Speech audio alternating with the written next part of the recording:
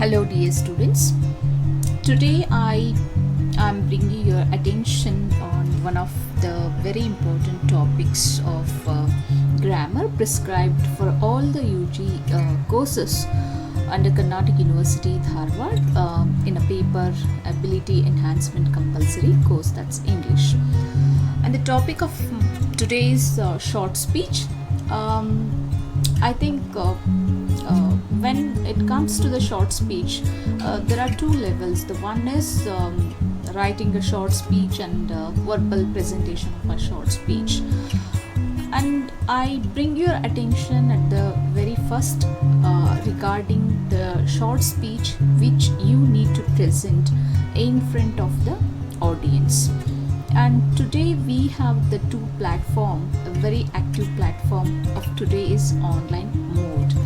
And there's a lot of difference between speeches written to be given publicly and presentations written to be viewed online. Is that if the former is given before a live audience at the specified time and place, the later may be shared, viewed and reviewed at the reader's convenience. So keeping that in your mind, you have to bring a very good outline to your speech. That's very important. And before I drag your attention on the topic elaboration of this short speech, I just give some of the hints and what all the steps we need to remember while presenting or preparing a very good short speech. Of course, if you want to be a good orator in the public or in front of anybody, if you want to present yourself, and the very first thing, you should have a kind of research on the audience. To whom are you going to address yourself? That's very important because if you are addressing the public, and there your script should be very different. If you are presenting your paper in front of your teachers, the script need to be very different. If you are talking to your friends or addressing your friends, your script should be very different. And keeping that thing, you should prepare your short speech. That's very important. And selection of the topic, and of course sometime what happens, the topic will be given to you by the teacher or by the public, and that only how to prepare and give your presentation. And sometimes what happens, and the topic will be given, the choice of the topic will be given in your hand. In that case, you need to be very careful what kind of topic you need to choose. And you should have a very thorough research on the topic, and then write and give a beginning note and conversational note, speaker's note, and short sentences you should use, because lengthy sentences cannot be it cannot give the space for the attraction as a speaker for you in front of all the the public or to the listeners. Okay, and I take you to this platform that is very important, introducing yourself. And the very first thing to do in any speech you write is to introduce yourself. If you have seen footage of historic speeches, the speaker might skip over the formality of introducing themselves, or they might be introduced by someone before they take the stage. It all happens when it comes to the known people or personalities, great personalities who are very familiar to all the people in the surrounding. And still, as a speaker at the beginning, put that out of your mind. For your speech, you need to make a very beautiful introduction.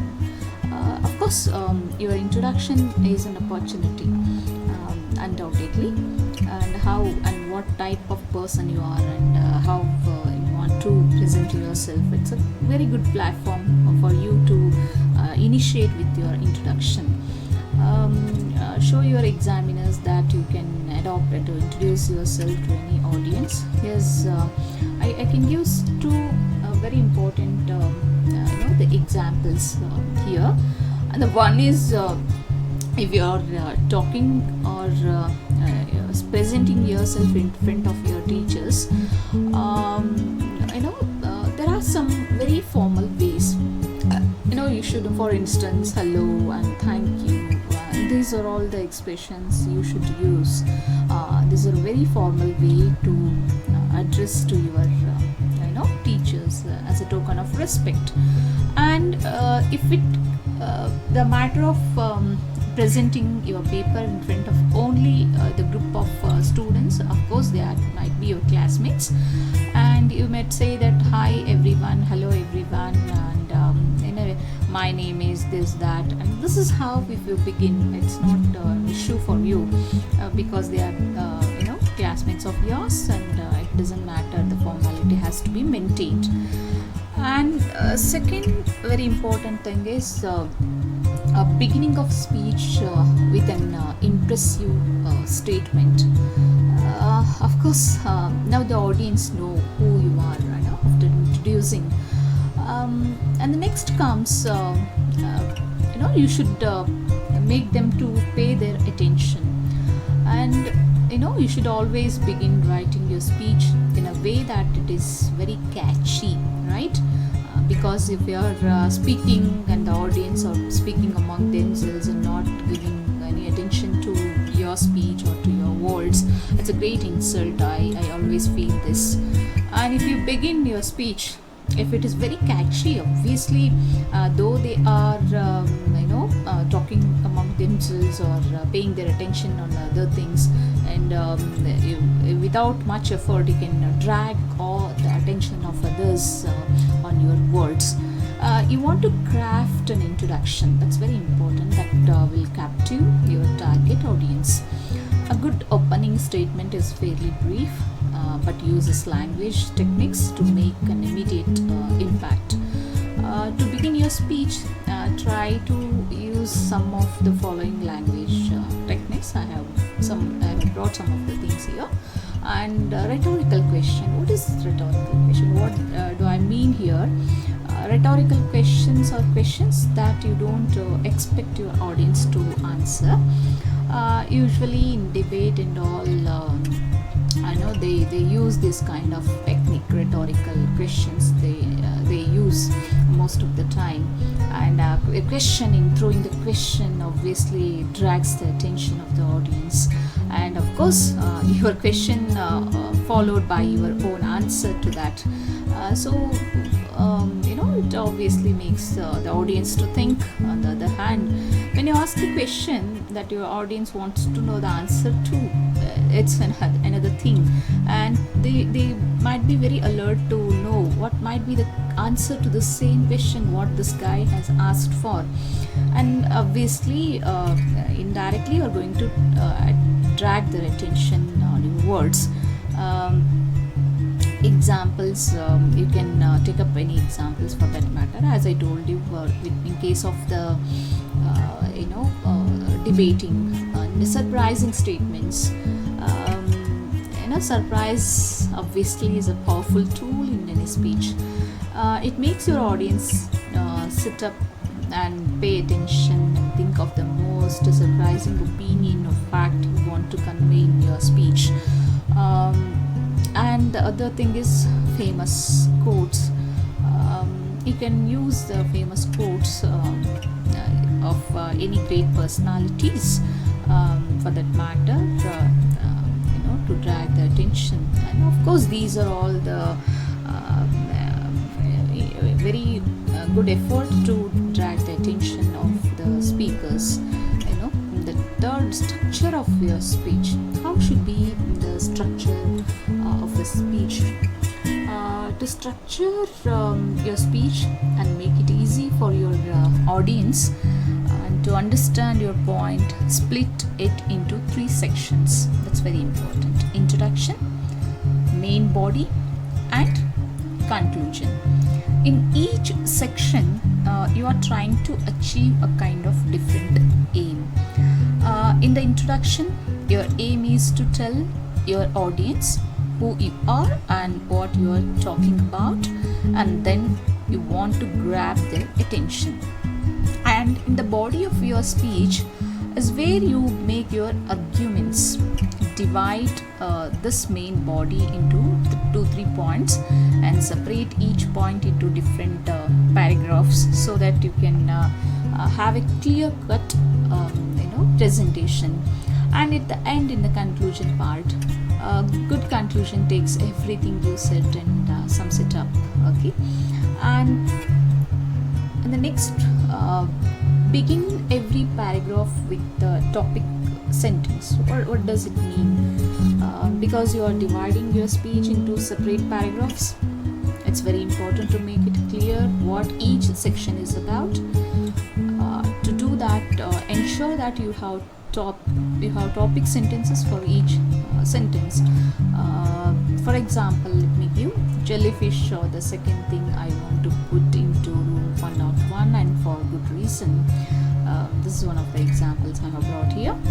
And the next very important point is be fluent in language, and fluency of the language is very important. Either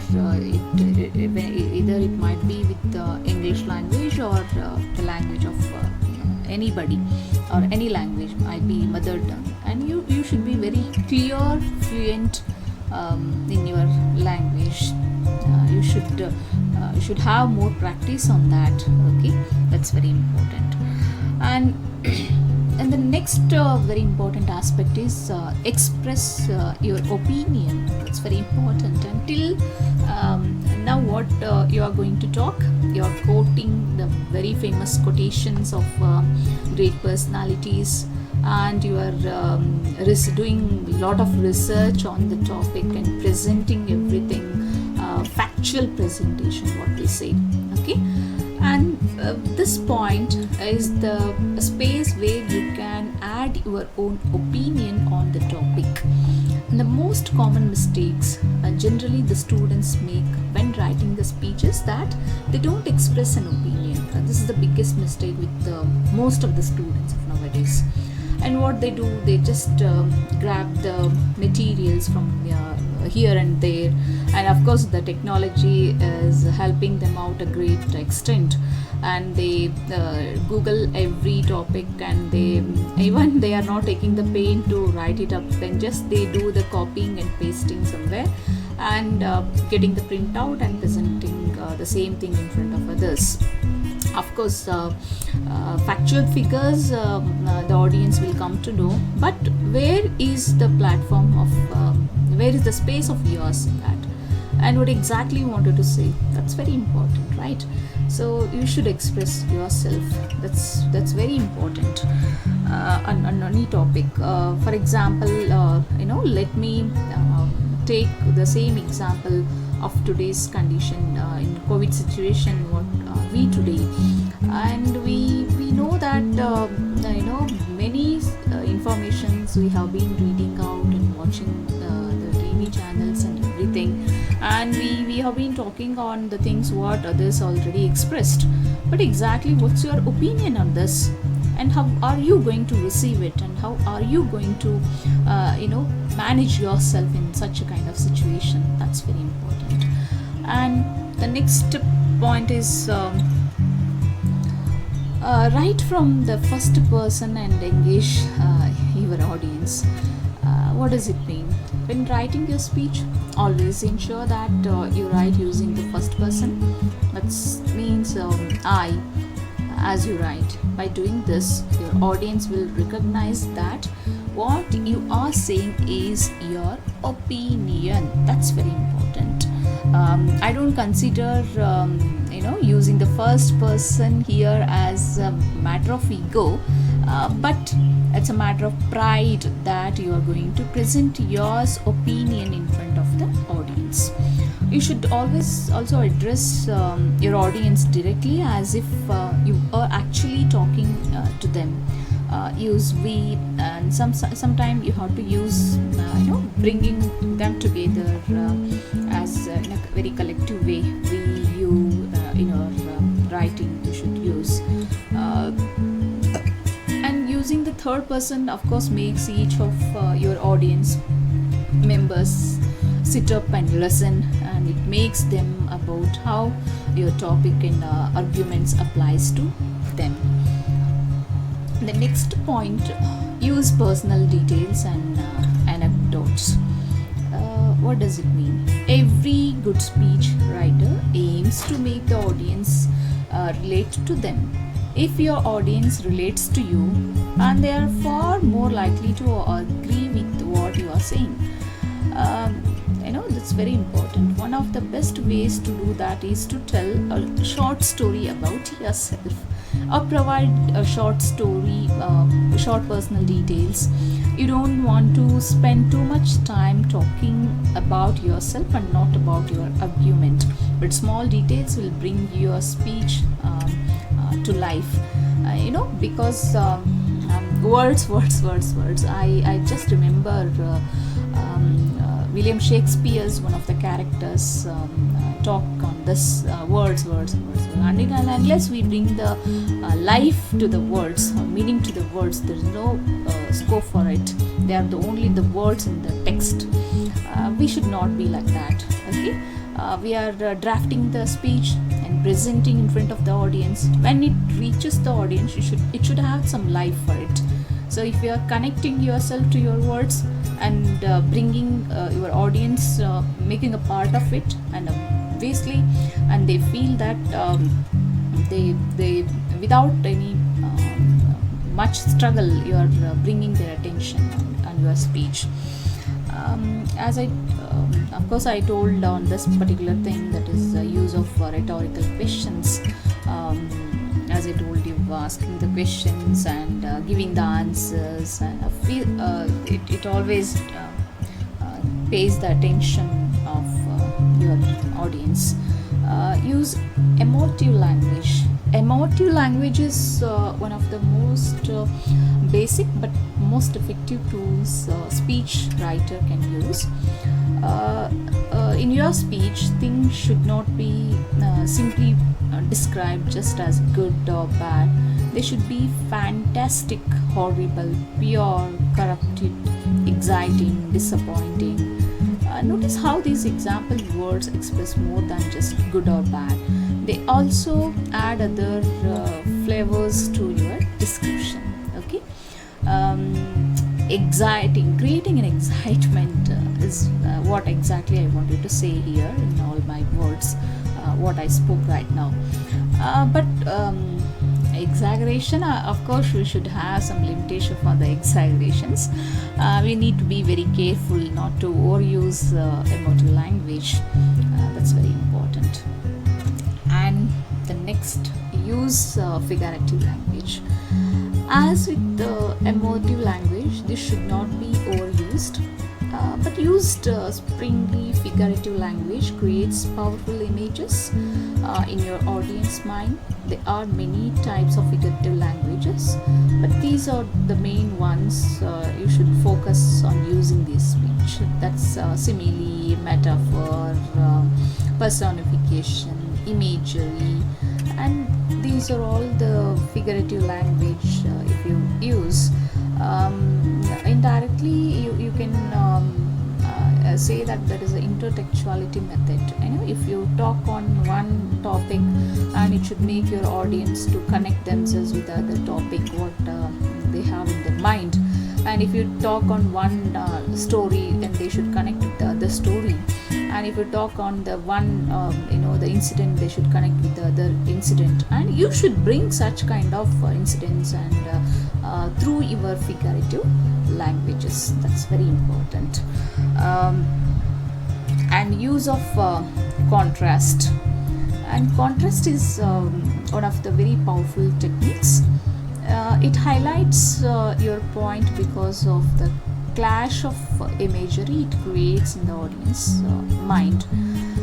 You can exploit this by using contrasting words and phrases in your sentences. For instance, I love writing, but I hate writing essays. Contrasting kind of statement. I love you, but I hate, you are angry in you. This is a very contrasting statement, and such kind of contrasting statement you can use in your speech to bring the additional beauty for it. That's it. You can also bring add flavor to your figurative language with this. Okay. And next, use repetition. Of course, it's one of the things that repetition is for emphasizes. Repetition is nothing but memorable. Repetition is one of many persuasive techniques which will help you to get a good grade. As I have just done, starting consecutive sentences with the same word is very effective technique. Repetition, of course, can also be used for key phrases in your introduction, conclusion, to bring your speech full circle. That's how you can make the use of it. And focusing on the topic is very important. When writing a speech in an English examinations, always stay focused on the topic you have been asked to write about, and never derail from the subject of the speech you are writing. This will make you lose marks when it comes to the examinations point of view. I need to tell this, focusing on the topic and bringing the first you have to give a structure to your topic which is given to you from in the examinations. Of course, if you do any mistakes in verbal speech, it is excusable. And grammar, of course, no role to play in the oral communication, because comprehension is very important there. But when it comes to the writing part, grammar is very important, and within the limited span, within the limited the words, you have to bring your topic or give complete details to your topic. That's very important, and for that reason you should be very focusing on the topic given to you. And I have brought here perfect. What's the meaning of perfect here? P stands for personal anecdotes to bring your speech to life. E stands for emotive language to persuade your audience, and R stands for rhetorical questions to make your audience listen. F stands for figurative language such as metaphors, similes, etc. E stands for emphasis through repetition and the rule of three. And C stands for comparison and contrast to make your points clear. And T, the last one, stands for tone of voice that's relevant and persuasive for your specific audience. That's the perfectness what you have to be in your writing as well as oral speech. With this I conclude. Thank you so much.